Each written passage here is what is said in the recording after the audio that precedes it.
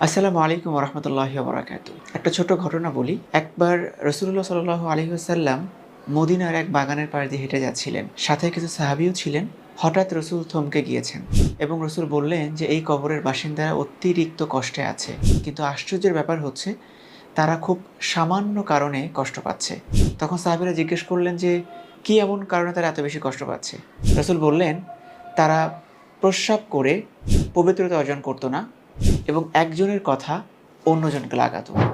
সুবহানাল্লাহ!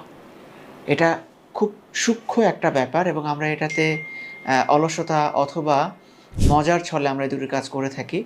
কিন্তু এটার জন্য যে কবরে কত বড় একটা শাস্তি আমাদের হবে এবং শুধুমাত্র শাস্তির ব্যাপারটাও না, ইহকালীন জীবনে আমাদের কিন্তু সামাজিকভাবেও আমরা খুব ঘৃণার পাত্র হয়ে যাই যারা জিনিসটা বুঝতে পারে। তাই এই দুটো জিনিস থেকে আমাদের বেঁচে থাকা উচিত।